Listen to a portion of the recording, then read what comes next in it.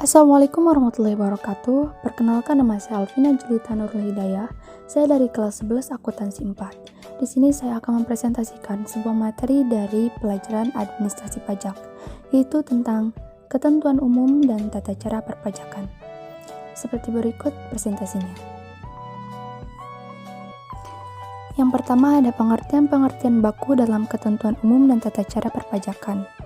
Yang pertama ada wajib pajak atau WP, adalah orang pribadi atau badan yang menurut ketentuan peraturan perundang-undangan perpajakan ditentukan untuk melakukan kewajiban perpajakan, termasuk pemungutan pajak atau pemotongan pajak tertentu.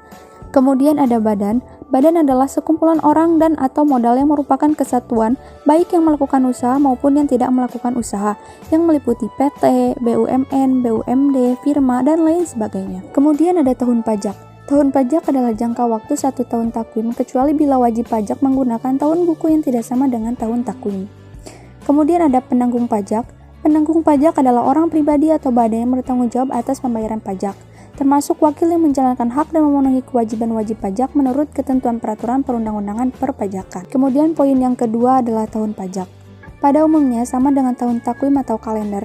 Wajib pajak bisa menggunakan lain dengan syarat konsisten selama 12 bulan dan dengan pemberitahuan ke kantor pelayanan pajak atau KPP.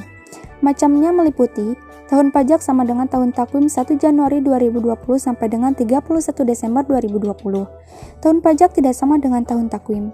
1 Juli 2019 sampai dengan 30 Juni 2020 disebut tahun pajak 2019 karena 6 bulan atau lebih di tahun 2019.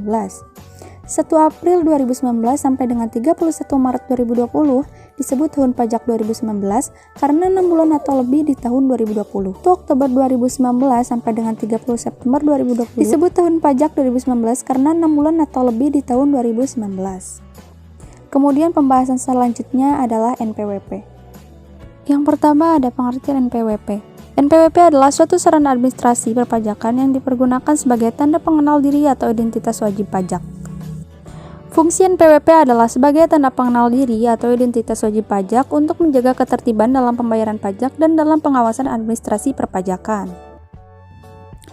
NPWP harus dicantumkan pada setiap dokumen perpajakan berikut: formulir pajak yang digunakan WP, surat menyurat dalam hubungan dengan perpajakan, dalam hubungan dengan instansi tertentu yang mewajibkan mengisi NPWP. Kemudian selanjutnya adalah sanksi. Bagi mereka yang sengaja tidak mendaftarkan diri, menyalahgunakan atau tanpa hak NPWP sehingga menimbulkan kerugian pada pendapatan negara, mereka akan mendapat sanksi sebagai berikut: pidana penjara paling lama 6 tahun dan denda paling tinggi 4 kali jumlah pajak yang terutang atau kurang bayar. Kemudian ada penghapusan NPWP. WP orang pribadi meninggal dan tidak meninggalkan warisan. Kemudian ada wanita kawin tidak dengan perjanjian pemisahan harta dan penghasilan.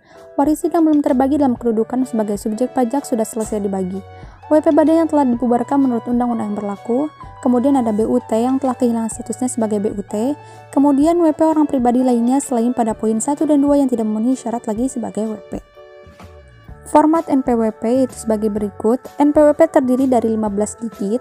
9 digit pertama merupakan identitas WP, kemudian 6 digit berikutnya merupakan kode administrasi perpajakan. Sekian presentasi dari saya, mohon maaf bila ada kesalahan. Wassalamualaikum warahmatullahi wabarakatuh.